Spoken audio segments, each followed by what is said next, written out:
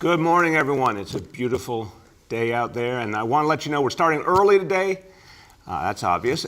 We're starting early today because today a great tradition continues coming back here in New York City, Medal Day for our fire department, for our heroes at the FDNY. So this is a great celebration of really extraordinary individuals who do so much to protect all of us. And obviously, like so many other things, it was thrown off by last year, but it's back. So we expect a really joyous day today celebrating our heroes. But let's get into the things we're doing right now to bring this city back. And that always begins with vaccination. So the most important thing we can do to bring New York City back is to continue to deepen our very strong vaccination effort all over the city. So right now, well over 5 million doses have been given from the beginning, and we're going to keep going no matter what. We have over 600 sites now vaccinating New Yorkers down to the grassroots, every neighborhood, continuing to build out more and more sites. And last week, records set over 100,000 doses. Last Thursday, 104,000. Last week, biggest week we've ever had, 550,000 doses given in 1 week. So really important, positive things happening. But let's be blunt. Yesterday, we were thrown a curveball. The news about Johnson & Johnson, which I hope and believe will be a very temporary pause. But yesterday, we were thrown a curveball, and our job is to hit that ball out of the park anyway, to just keep going, keep moving forward. New Yorkers do that no matter what. The vaccination effort has built and grown no matter what, and we're going to keep building it. And here to talk about that and here to talk about the latest on the Johnson & Johnson situation, our Health Commissioner, Dr. Dave Choksi. Thank you so much, Mr. Mayor. As the city's doctor, I like to tell New Yorkers what I would say to my own patients. When it comes to vaccines, there are no bad questions. My starting point in answering them is empathy, followed by the facts. Over the last 24 hours, we have fielded a lot of questions about the Johnson & Johnson vaccine. You could say, indeed, Mr. Mayor, yesterday was a curveball, but it's a pitch that we look for. Adverse events are reported to a national database precisely so that we can monitor for patterns that call for greater study, which is what the federal government is doing right now. This monitoring acts as a highly sensitive warning system. The decision to pause means our government is following the science and making safety the utmost priority, a position we strongly agree with. Vaccines usually carry a very small risk of side effects, but it's also important to keep in mind the other side of the equation, to remember that authorized vaccines protect us from diseases that threaten us so much more. While our federal partners are doing their due diligence, the pause in administering the J&J vaccine will have some impact on our operations. First, the vast majority of New Yorkers who booked appointments for the J&J vaccine will keep the same appointment and receive Pfizer or Moderna instead. Second, we did have to reschedule about 4,000 people yesterday. Those New Yorkers received messages about new appointments for later this week. Third, the Homebound program is suspended through this Sunday. We are currently working on rescheduling appointments and helping to arrange transport to a nearby vaccine site by taxi or by ambulette where that's possible. Now, for New Yorkers like me and like the mayor, who received the Johnson & Johnson vaccine, I do want to assure you that it is extremely unlikely you will experience anything like the adverse events that have been reported. If you experience symptoms like severe headache, abdominal pain, leg pain, or shortness of breath within 3 weeks of having received the Johnson & Johnson vaccination, please do call your doctor. But to put a new twist on an old idiom, we may have more to fear from fear itself. The vaccines are life-saving, and here in New York City, we are starting to see them have the real-world benefit that has been observed in Israel, the United Kingdom, and elsewhere. Consider the example of older adults who were prioritized earlier and received vaccinations at nursing homes and in the community. As more of these New Yorkers were vaccinated, now over 61% of our seniors have received at least one dose, we are starting to see hospitalizations drop. The average rate of admissions into hospitals for COVID-like illness among those 65 and older has fallen by 51% since mid-January, compared to 29% for those under 65. But we should not mistake progress for victory. This virus has shown us time and again just how deadly it can be. We have to keep that in the front of our minds even as we follow the science on the safety of vaccines. So check nyc.gov/vaccine finder or call 877-VAX4-NYC to make an appointment. We now have over 600 sites open to the public on the Vaccine Finder. These include vaccine hubs, community clinics, hospitals, and pharmacies. And I'm pleased to report that 99% of New Yorkers now live within 1 mile of a vaccination site. So with vaccinations, face coverings, and keeping our distance, we can control this virus and recover as a city. Thank you, sir. Thank you very much, Dr. Choksi. And I want to focus on the point that the commissioner made. The hospitalization among seniors is going down intensely, and that's such good news. The folks who are the most vulnerable, many fewer ending up in the hospital because of the vaccine. So yeah, we have challenges along the way, but what's been proven now very clearly is the power of this vaccine to protect our seniors, to protect everyone, but particularly those who are most vulnerable. And we are seeing really powerful evidence in terms of the reduction of hospitalization. So yeah, there's always more to do, but this is working, and we're going to double down our efforts to reach every New Yorker who's ready to be vaccinated. Now, where did we stand overall? To give you the update on the number of doses administered from the beginning, 5,328,696 doses from the very beginning. You want a comparison? Here it is. That is more than there are people in the entire state of South Carolina. And this vaccination effort is going to continue to grow, and it's going to be what brings us back as a city. And yes, we are on track to our goal, 5 million New Yorkers fully vaccinated in June. Okay, now, this is all about how we bring our city back. It's about a recovery, but you know what I'm going to say. It's a recovery for all of us is what we need, a recovery that really reaches every part of the city, every New Yorker, and is a recovery that helps us do things differently than we did in the past. Yesterday, we talked about something new and different and powerful, a different approach to helping our young people, summer rising. Not summer school like we used to know, something much more inclusive and inviting, and something for all children that's going to help them, not just through this summer where we really need to address their deep needs and help them make that great comeback as we go to school again in September, but that's something that's going to be around permanently, making summers something much more wonderful for a lot of kids and for free. Well, now let's talk about our seniors, because a recovery for all of us has to involve our children, has to involve our seniors, has to involve our families, has to involve everyone. Our seniors have been through so much. You know, they're our grandparents, they're our mothers, our fathers, our aunts, our uncles. They've been through so much. And they've been the most vulnerable in this crisis. And then to make things worse, they haven't been able to be with the people they love so much of the time. They haven't been able to hug their grandchildren and take the joy from being around their families. And the way to overcome that, of course, is to get everyone vaccinated. But we also need to realize we've got to do a lot more for our seniors now and for the future.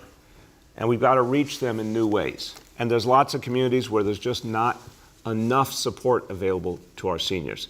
So today, we announce a new vision for seniors. And it is a bold plan to take us someplace we've never been before, a different approach to helping our seniors, particularly in some of the communities where there's the fewest services. Our community care plan is a 5-year plan. It focuses on universal and equitable access to services, 25 additional sites around the city, where there'll be services, where there'll be senior centers, a variety of approaches, and helping to ensure that when seniors need a range of support and services, it's there for them. This is a $50 million investment in the people who made New York City great, the people who gave us life and gave us the opportunities to do all that we do today. And they deserve our help, and we had to do it in a different way. And this is another case where the pandemic led us to rethink the approach and do things in a way that will reach seniors more deeply. Here to tell you about is someone who worked so intensely to create this plan. It has been a labor of love for her, for sure, and I know she's excited to share it with us. Our Commissioner for the Department for the Aging, Lorraine Cortez Vasquez. Thank you, Mr. Mayor. Thank you that we've got to this day. It's a great day for New York. So not only as commissioner, but also as an adult woman caring for my 92-year-old mother, I have faced the challenges that many New Yorkers and families have in making sure that their family receives the support they need with dignity in their homes, in their communities, and to avoid institutionalization. Simply put, there are not enough services, in-home services, to support the growing number of older adults with the community assistance that they need. The pandemic highlighted the detrimental effects that living in institution had on both adults, older adults, and their families. Study after study has indicated that older adult health and mental health fare much better if the older adult lives at home rather than institutions. We need to shift to a community care plan, and this mayor has done so. This is the first phase of a 5-year plan. No, for those of you who may not know, there are 1.7 million older New Yorkers. 1 in 5 older New Yorkers are over the age of 60, and that's going to grow in the next decades. This 5-year plan, this community care plan, with this initial investment, will lay the foundation needed to build on and expand the current network of services and resources so that we can make sure that older adults live with their friends, their neighbors, and participate in their religious community. As the mayor said, this initial investment will add 25 senior centers, or what we call naturally occurring retirement communities, NORCs, in underserved communities with large growing aging populations. For clarification, senior centers and naturally occurring retirement communities are the community foundation where older adults receive health and social services, wellness activities. They're essential to every community in this city. The community care plan enables us to have many more of those throughout this city. We'll also provide additional staff and transportation services for those older adults who live in hard-to-reach neighborhoods. They can go and keep their appointments with their doctors, and we'll also help them with shopping assistance. We also build, as the mayor said, we build on the lessons learned during this pandemic, where we had to pivot thousands and thousands of educational, cultural, and well-being services to a virtual model. It will build on that experience. In years 2 to 5, it expands home care, home-delivered meals, case management services to meet the growing number of older adults. It would also include a robust outreach plan to expand services to many more older New Yorkers. During this pandemic, we found 125,000 older adults who had lived independently, did not require services, who had to raise their hand and say, "I'm in need." And those individuals continue to need services. This plan will incorporate those adults. This plan is groundbreaking. It is future forward and benefits everyone, older adults, families, and you, all New Yorkers, since all of us will eventually reach the age when we need supports to remain in our homes and live with dignity and respect, the respect that all New Yorkers deserve. I want to thank you, Mr. Mayor. I can't thank you enough for laying the groundwork. This is a major breakthrough. The dollars that you are investing change the culture of New York, but also changes the city of New York and its individuals. As usual, New York City is ahead of the curve and paves the way so that New York is an age-inclusive city where people can reside with dignity. Thank you. Thank you so much, Lorraine. And Commissioner, I just want you to know, I can tell as you're speaking, I know this is something you've really devoted yourself to, making sure that we reach seniors better, making sure we reach a lot of seniors who are being left out and who needed to be reached in their own languages, through their own cultures. This is really exciting to know that we're going to be able to reach our seniors in a whole new way. And it's another way that we recover together. The most powerful idea is all the generations working together. It's what we did yesterday with Summer Rising, what we're doing today, reaching seniors in many more communities. They all go together. Now, Commissioner Cortez Vasquez worked so hard on this plan, and she and her team deserve a lot of credit, and they feel deeply about it. But I can also tell you something. There is no one more passionate on this topic than our next speaker, because I've talked to her not 10 times or a dozen times or a few dozen times. I would say I've talked to her hundreds of times about her passionate views on serving our seniors. And she is an extraordinary advocate for seniors, not only in her district in Lower Manhattan, but all over the city of New York. So I am very pleased to bring forward the chair of the Committee on Aging in the City Council, Councilmember Margaret Chin. Welcome. Good morning, Mayor. Good morning. How are you It's doing? really great to see you. I'm doing great. I got my vaccine, and I didn't have too much of a reaction. I was still able to work, so that's great news. And it's good to hear good news early in the morning. And I thank the commissioner for all her great work on this community care plan. We had a conversation about it earlier, and I was very excited to see how this will develop. And our seniors have suffered, tremendously during this pandemic. And so many of them have dealt with social and physical isolation, grief and loss, and physical and mental health issues. So this community care plan is a powerful step towards healing and recovering for New York's older adult.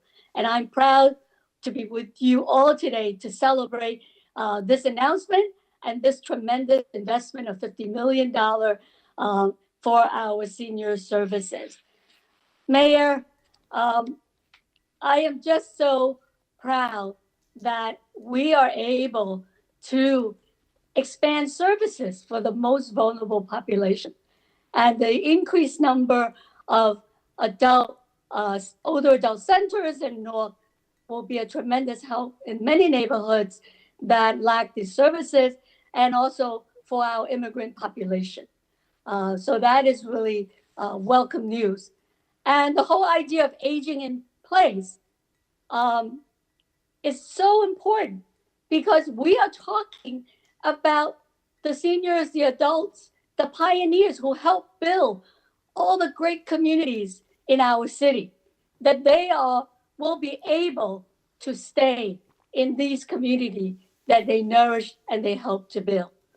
So I am really also happy that, Mayor, you're fulfilling your promise to put the additional 10 million in the model budget that we talked about.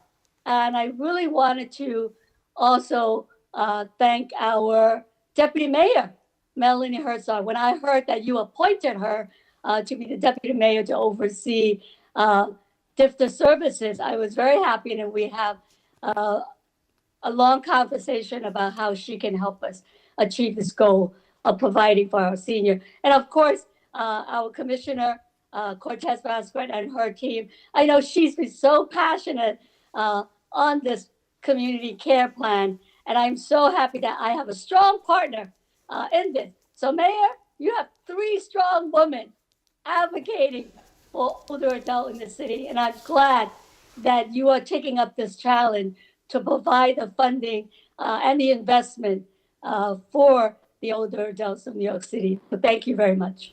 Thank you so much. And Councilmember, I want to tell you, seriously, we make fun and you and I joke around a lot, but you have really been an incredibly effective advocate, because whenever I see you coming, even if it's 100 feet away, I know what's about to happen.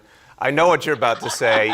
You make me, you're my conscience. You make me think about, are we doing enough for our seniors today? And today is a day we can definitely say we're doing a lot for our seniors. And I want to thank you. I know your term's coming to an end, and I just want to thank you for a lifetime of service. to the people of Lower Manhattan, but also to this whole city. You've been an extraordinary champion for seniors and a very effective one. So I want to thank you for that. And Thank you, Mayor. I am going to enjoy all the services that New York City have to offer. yes, we'll make sure they're ready for you. But the other point that the council member... This is truly the year of the senior. We keep talking about the year of the senior. Mayor, you finally made it. This is a strong, healthy year for the seniors. I thank you. I will say, Commissioner, for the last 8 years, Margaret Chin has said every year is the year of the senior, so she's very consistent. But the council member made a crucial point also, aging in place, helping our seniors to stay in their homes, stay in their apartments, stay with their families, stay in their community, especially after the horrible situation we've seen with the nursing homes in the last year. It is time to reevaluate our whole approach as a society, federal level, state level, local level, and this is the kind of new initiative that will help us to help seniors age in place and live the right way and not have only a nursing home as an option. So this is a good step forward. Thank you, council member. Thank you. All right, everyone, let's do indicators today. Number one, daily number of people admitted to New York City hospitals for suspected COVID-19. Today's report, good number today, 174 patients. Confirmed positivity, 55.49%. And hospitalization rate, this is striking again. This picks up on what Commissioner Choksi was saying. This is the lowest I've seen in quite a while, 2.99 per 100,000. We still have a way to go to get below the threshold, but very good trajectory, as you can see there, downward trajectory on the hospitalization rate. Number two, new reported cases on a 7-day average. Today's report, 2,637 cases. Also a good downward trajectory. We want to keep that going. And number three, percentage of people testing citywide positive for COVID-19. Again, we like what we see today. Today's report on a 7-day rolling average, 5.30%. So everyone, we have a long way to go. We all know that. But look, once again, a number that's getting close to that threshold that we want to get below and stay below. So we're really seeing some movement. It's all because of the vaccinations and the smart things that New Yorkers still do, wearing the masks, practicing the social distancing. Stick with it because it's working. Okay, a few words in Spanish, and I want to talk about the new community care initiative for our seniors. Nuestros mayores han soportado mucho en el último año. Nuestro plan de atención comunitaria es una visión audaz para brindar acceso universal a los servicios para personas mayores en vecindarios en toda la ciudad. Durante meses no pudieron ver ni abrazar a sus hijos o sus nietos. Ya es hora de ayudar a nuestros mayores a recuperarse. With that, let's turn to our colleagues in the media, and please let me know the name and outlet of each journalist. Hi all, we'll now begin our Q&A. With us today is Commissioner Choksi, DIFTA Commissioner Cortez Vasquez, Senior Advisor Dr. and Senior Advisor Dr. Jay Varma. With that, we'll go to Marla from WCBS Radio. Good morning, Mr. Mayor. As you were speaking, we learned of the death in federal prison of Bernie Madoff. What is your reaction to his passing? I'm just hearing it now from you, Marla. Look, a very sad episode in the history of this city, and a lot of people, unfortunately, were hurt. So the day someone passes is not a time to dance on a grave, but let's just be honest. Many, many people were hurt by his actions, and it's time to hopefully turn the page and move forward. Go ahead, Marla. How is the NYPD preparing for the verdict in the Derek Chauvin trial? It's an important question. We're in constant, literally daily conversations. Obviously, so much will happen based on what the verdict is and how it's expressed, but we're preparing. We would be ready for a variety of protests, and we're going to use the approach that's been working, which is to put a heavy emphasis on our community affairs officers and being respectful of protest. And we've, I think, learned some very, very important lessons about the right way to do it, and that's what we'll be looking to do. Next is Courtney from New York One. Mr. Mayor, how are you? Good, Courtney. How you been? I'm good, thank you. First question is on the J&J fallout. I'm slightly confused because yesterday you all said that New Yorkers who had been scheduled for J&J vaccines would be rescheduled, and I understand the 4,000 appointments that were scheduled for yesterday were rescheduled or in the process of being rescheduled. But now you're saying people who have appointments for J&J later in the week are just going to keep them and get a different vaccine. So if I'm a New Yorker that has an appointment for this afternoon, what do I do? I'll start and I'll turn to Dr. Choksi. I don't know if we weren't as articulate as we should have been yesterday, but no, the point all along has been to, I think we tried to say yesterday, keep getting people appointments, and the vaccines that are available now, obviously proven effective, Moderna, Pfizer, we're just going to keep getting people to those appointments. And then as soon as we get an all clear on the J&J, we'll start using that again. Dr. Choksi.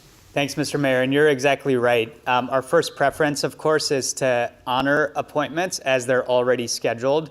So for the vast majority of people who had been planned to get the J&J vaccine this week, they're keeping their appointment as is and just getting the different vaccine, either Pfizer or Moderna. So either we have communicated with people about that shift to a different vaccine, or if someone has any questions, they're always welcome to call the specific vaccine site to get some clarity. There are some people, as you mentioned, for whom, particularly if they had appointments yesterday, we've had to reschedule them to a different time or a different place. In those cases, those notifications have gone out with both the new appointment information along with a phone number or contact if someone has any questions about that new appointment. Thank you. Go ahead, Courtney. And then the second question is about the shooting spike and how, for weeks, if not months or more than a year now, you've talked about how the shutting down of the court system is partially to blame or to blame for the increase in shootings and crime all across the city. We reached out to the court system yesterday and they sent us a statement saying, listen, we've had resumed in-person jury trials for 3 weeks. We've been working all along. And they said specifically, and I'm reading here, quote, this is a quote, the mayor should remember that the way shifting blame works is to be cognizant as to how another branch of government is actually functioning before doing so. The reality is that every one of the judiciary, judges, non-judicial staff, and court officers have really stepped up in this past year. And that is why uninformed, gratuitous remarks like the mayor's are unjustified. Can you respond to that, please? Sure. First of all, Courtney, I think the cause for all of this is a global pandemic, and I've said that. So respecting your question, no, I have never said it's one factor. I have said it is all about the many, many horrible consequences of the coronavirus.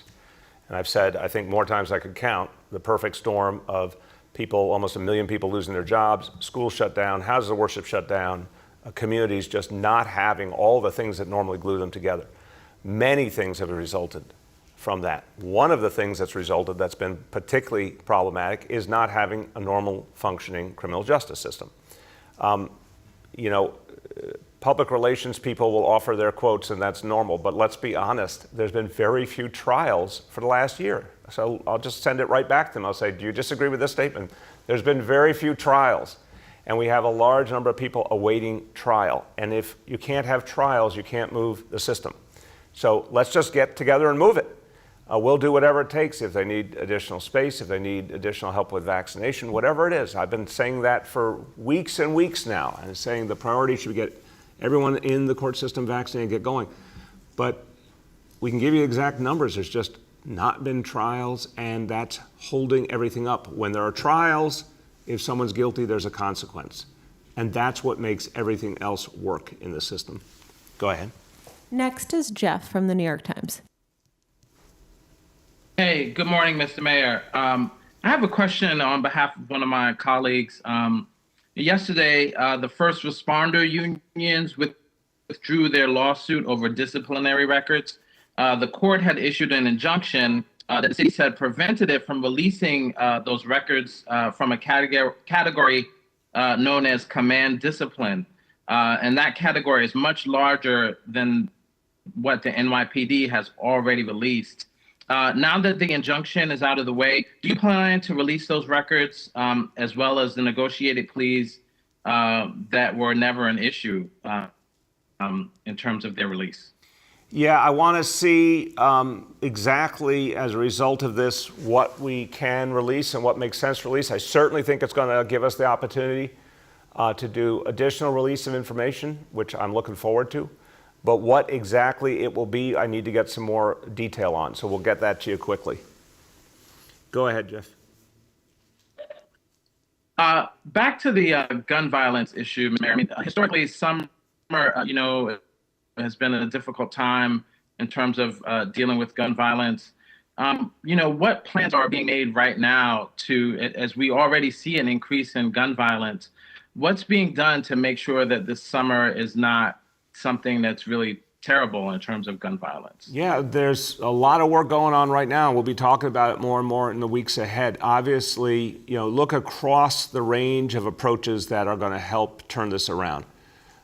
Bringing community and police together is absolutely essential. We need community members to feel connected to the police, that they have a common mission. The reforms that we've announced over the last few months, the discipline matrix, the effort to bring the community into the selection of precinct commanders, all the reforms that we announced in March, working with the city council, all of this is to rebond police and community. That is crucial to fighting crime. That's something we didn't have in strong enough position in 2020. That's not a surprise to you, Jeff. That's something we had to do better at, and I think all of those reforms will help. Second, gun arrests. Literally, we're at the highest point in the last 25 years in terms of gun arrests. NYPD is moving really effectively. A lot of effort, a lot of smart work being done on the gun arrests. Third, cure violence movement, crisis management system. We keep adding more and more. It's working. We need to deepen the investments. We've said a lot of that in the last few months about the way we're going to do that. More to come. Deepen the work at the community level to stop violence before it happens. These are all pieces of the solution. Absolutely, we need a fully functioning court system. We need an economy to keep coming back. I think based on the estimates from OMB, we're going to add hundreds of thousands more jobs this year. That's going to help. Bringing back schools in September fully, that's going to help. So a lot of work happening, a lot of pieces moving, and we're going to be adding to that in the coming weeks. As a programming note, we're joined by Dr. Katz. Next, we'll go to Sean from the Daily News. Yeah, good morning, everyone. Wanted to ask a COVID question. The Times did an analysis that very starkly illustrates how the B1526 and B117 variants have come to be the dominant strains in the city.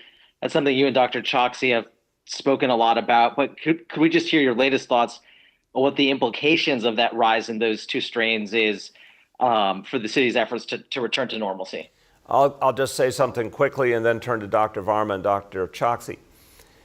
Sean, it's a very, very important question. It's one of the most important questions we can be asking ourselves. Clearly, the variants have created a dynamic where we've had to work even harder. If the variants hadn't existed, I think we'd be in a much better position. And we are concerned, certainly in the case of one variant, of the particular negative effects it has. That said, we've talked about this analogy for a while now, running a race, having a race against the variants. I think we're winning that race right now. And you looked at numbers I just went over with the indicators, we're winning that race right now. We got to keep going, and we got to keep our guard up. But the strategy remains the same. Vaccination works. That part is clear. And that's where we just have to put all of our efforts to once and for all beat them back. Dr. Varma, then Dr. Choksi. Great. Thank you very much for the question, Sean. I think, what the mayor has really summarized kind of the critical issues here. We have known for several months, ever since, November, December, when the UK started flagging the emergence of a more infectious strain, that we would be at risk of having that here. And the good news about all this is that the same measures that we use to prevent the sort of classic strains of COVID also work against these strains. You just have to be more diligent about using them. And that's why we've been so strident in our morning conferences about really emphasizing the importance of wearing a well-fitting mask, potentially wearing two, continuing to do all of those safety measures, and as the mayor has just highlighted, getting vaccinated.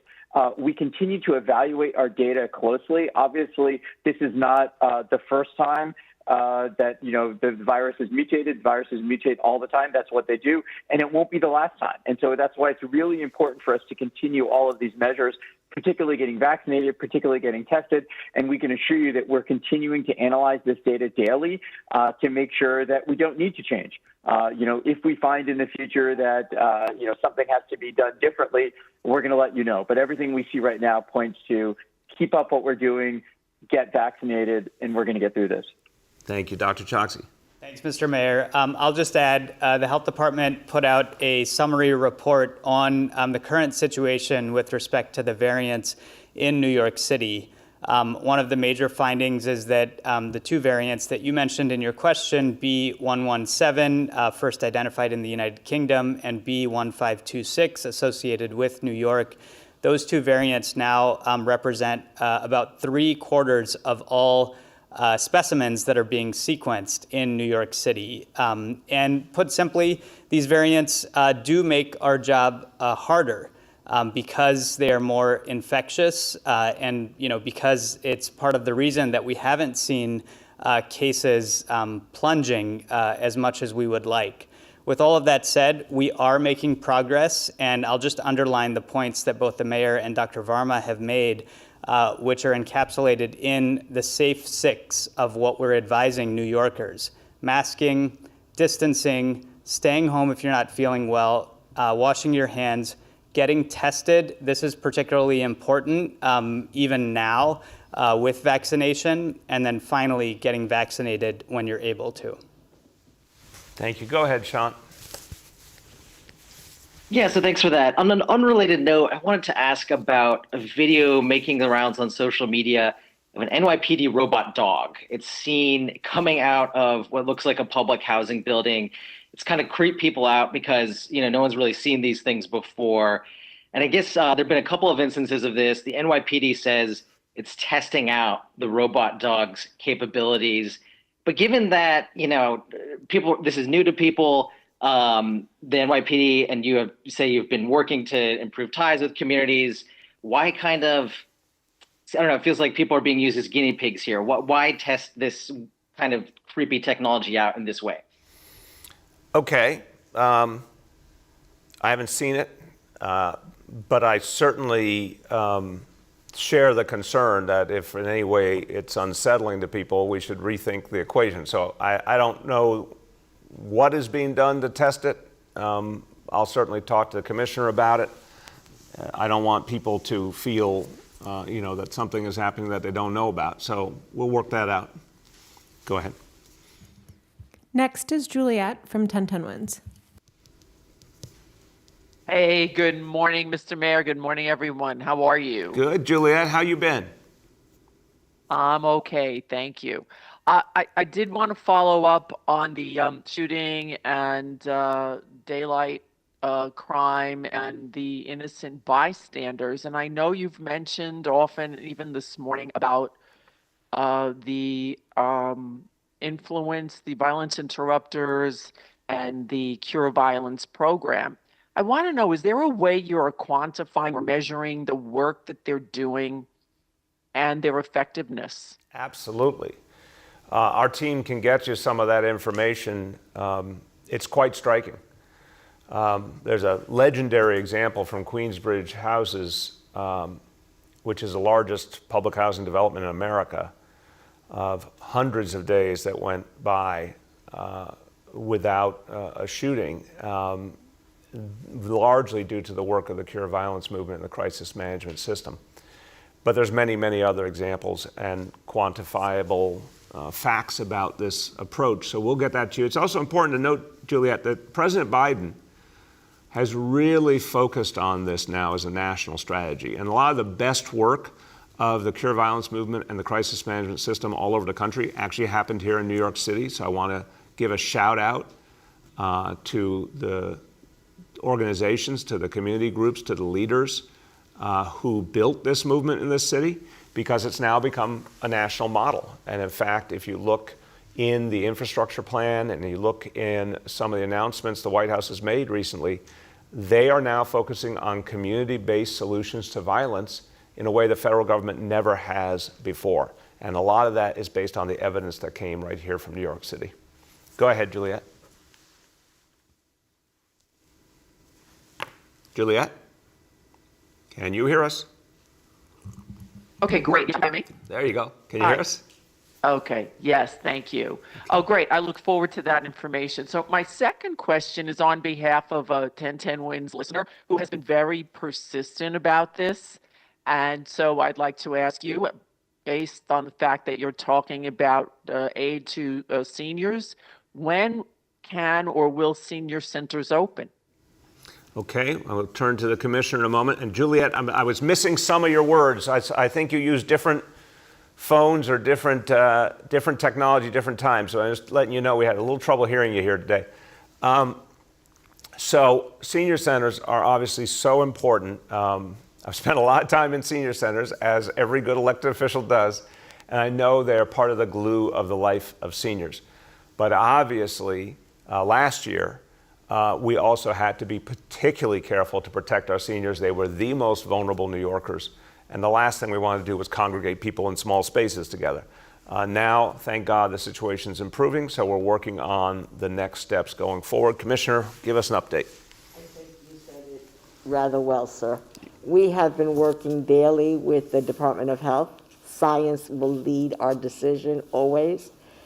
We're very, very hopeful, given that 64% of older adults have received the first dose.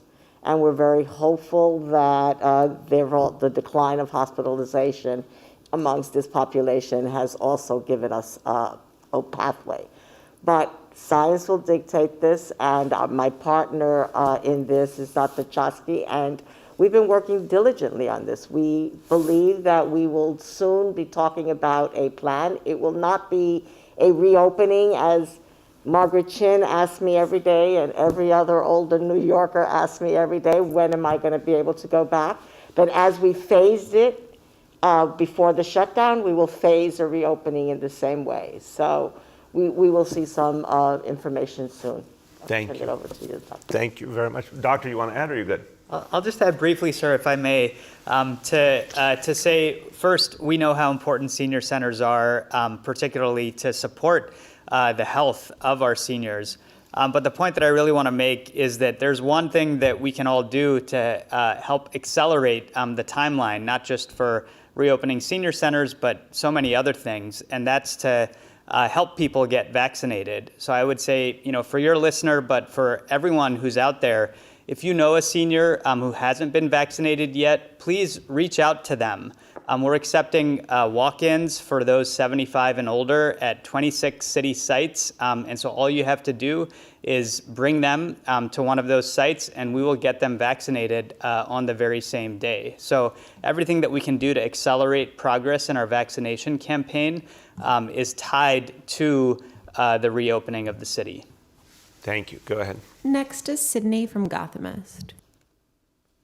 Good morning, Mr. Mayor. I had a question about Johnson & Johnson and the curveball that you spoke about at the beginning of the press conference.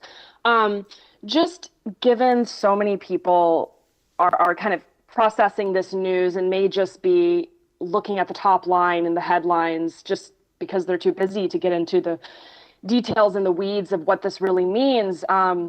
And because there's a concern that this pause is going to make people reluctant or confused, maybe even if they don't have the right details. I'm wondering what proactive work is the city health department doing to try to combat that and make sure that the materials and information and different languages is really getting to people on the ground, like getting to CBOs to distribute that information, kind of immediately.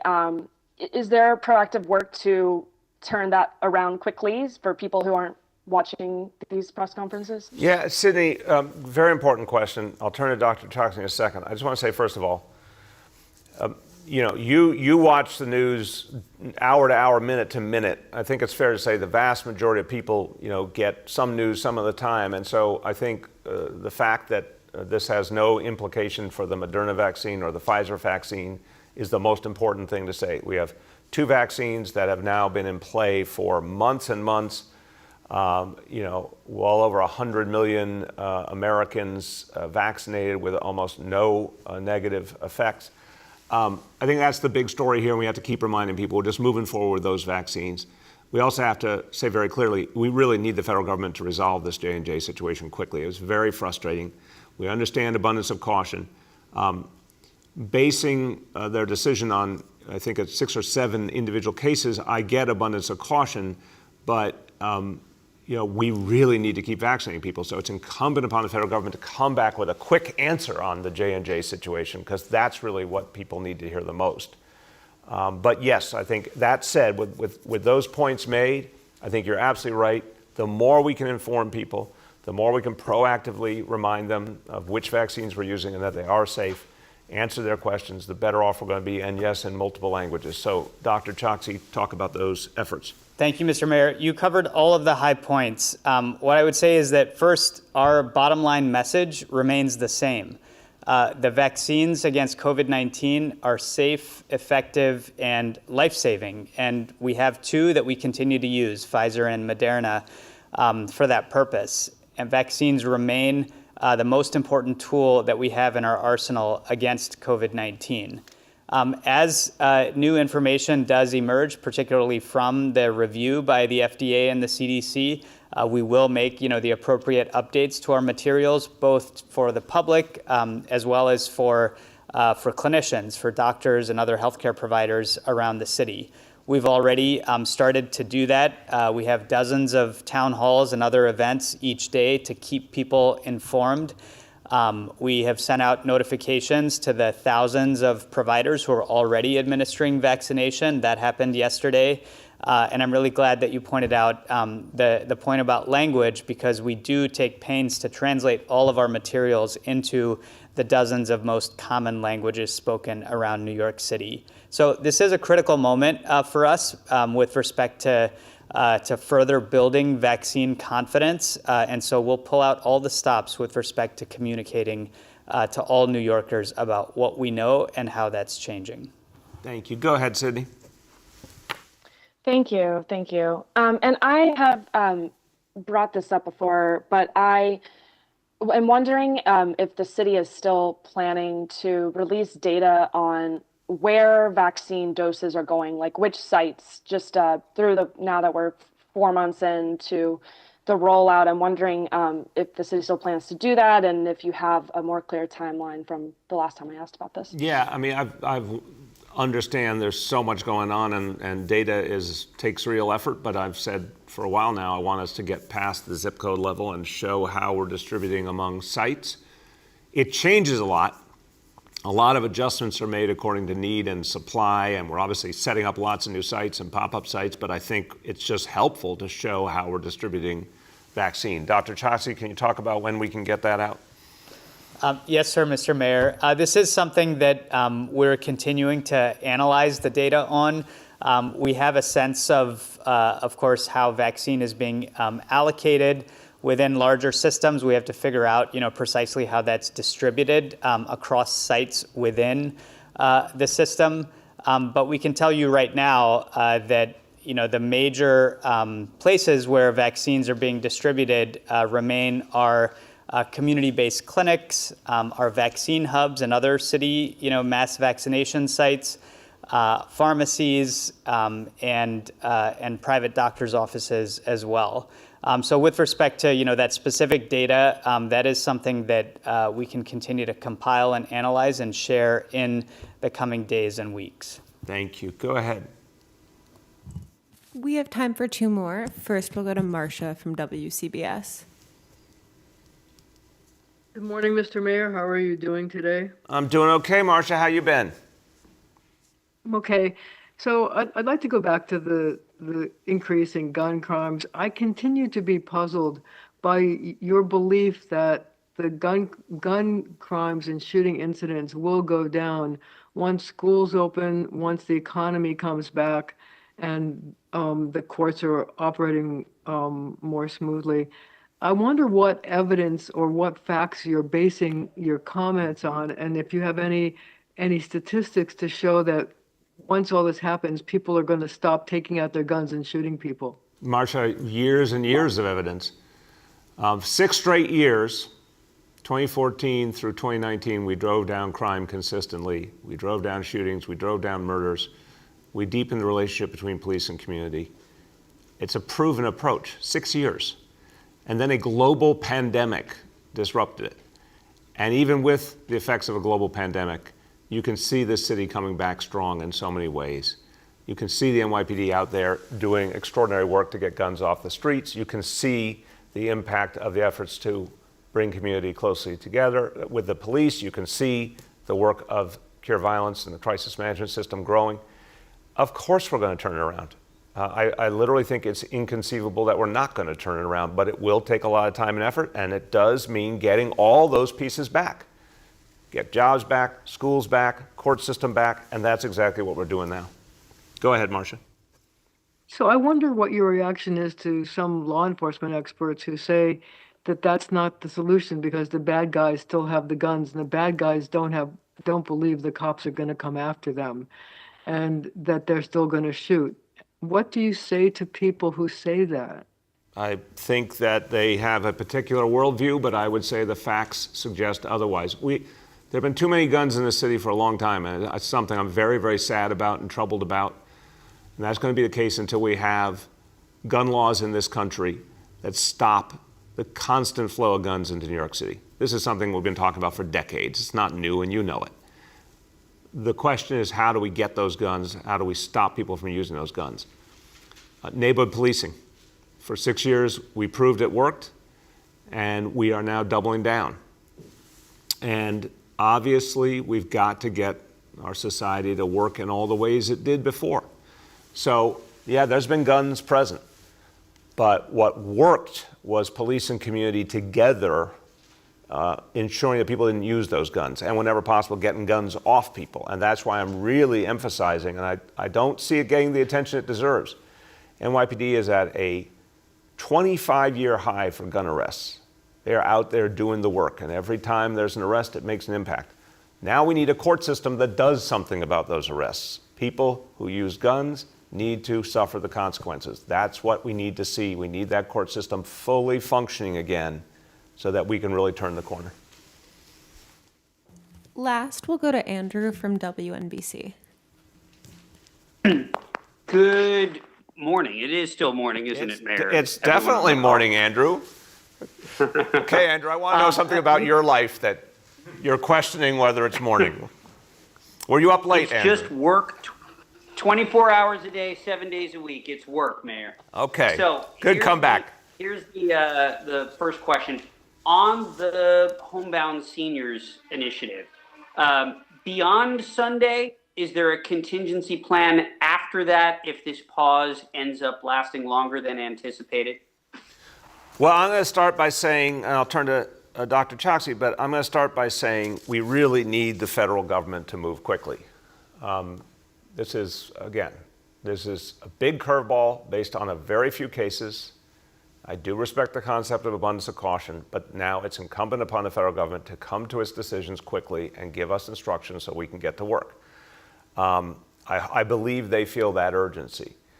The bottom line is getting Johnson & Johnson back in play with whatever appropriate guidance is the best solution. That's the best way to do the homebound work. It's very hard to do the homebound effort with a vaccine that takes 2 doses. If we had to, we would start that approach. But right now, I think it's fair to say plan A is what we still want to get back to. Dr. Choksi. Yes, you're exactly right, Mr. Mayor. The only thing that I'll add is that, so much depends on the results of the federal review of the Johnson & Johnson vaccine. But we expect to have some clarity about what that yields within the next 2 to 3 days. I anticipate by the end of the week, we will have more firm answers about how we can proceed. And so our plan for Homebound Seniors, which we are so passionate about, will depend on what we find from that. Thank you. Go ahead, Andrew. Question, you may recall last week I asked when you thought we'd reach that point where the supply outstrip the demand, and both you and Dr. Choksi thought maybe that would be in May. But based on your highlighting today that you have 600 vaccine sites and that there's plenty of Moderna and Pfizer to fill these Johnson & Johnson appointments, and that folks are getting appointments right now pretty much by searching the vaccine finder, have we already reached that point where now supply outstrips demand? No. And Andrew, listen, I appreciate your intellectual curiosity, but I would say, geez, I'd love to have a press conference where we talked about, no one needs a shot anymore and we're all done here. We're not going to be having that press conference anytime soon. Every appointment we put up gets taken, and gets taken quickly. There's no question in my mind we are going to hit this goal. I mean, we got to get this Johnson & Johnson thing worked out, both Johnson & Johnson things, the factory issue too. But we're going to hit this goal, 5 million New Yorkers vaccinated in June. But that still leaves, millions more people we'd like to reach. Now, some of them are kids, and that's its own issue, developing the vaccine for kids, younger kids. But I think the next frontier, if you will, is deepening our efforts to overcome the hesitancy that still exists. And I'll finish on this, Andrew, and also conclude this morning with this. I've seen extraordinary progress convincing people that vaccines work for them. You can see the numbers are changing all the time. A lot of folks who were hesitant are now willing. They're talking to people in their life who had a good experience with the vaccine. They're seeing the positive impact the vaccine is having. So more and more people are coming forward. But we know there's still a lot of New Yorkers we have to reach, particularly in communities of color, with positive outreach, not just waiting for them to come forward. And yesterday, I was up at 125th Street and out on the street with our public engagement unit and the Test and Trace Corps, both of whom deserve a lot of credit. I want to give a shout out to Test and Trace Corps and Public Engagement Unit for the incredible work you do going out to people, connecting with them, getting them the help they need. I talked to 3 people right there on the corner who were not vaccinated, who, when we got into a conversation, they were willing to go over and sign up right then and there. They all happened to be younger. They all happened to be people of color who hadn't heard what they needed to hear about why it was okay to do. They needed some encouragement. They needed some support. And then when they had a conversation, there was someone right there with an iPad ready to sign them up. They're ready to go. We're going to have to do that with hundreds of thousands of people. Just go to them, connect with them, make it easy, answer the questions. But we can do that. So I think you're going to see this effort go full bore through May, into June, and beyond, because we want to reach every single New Yorker we can. And that's how we create a recovery for all of us, really making sure that everyone gets the answers and support they need so they get vaccinated, so they're safe, so their families are safe, so we bring this city back. Thank you, everybody.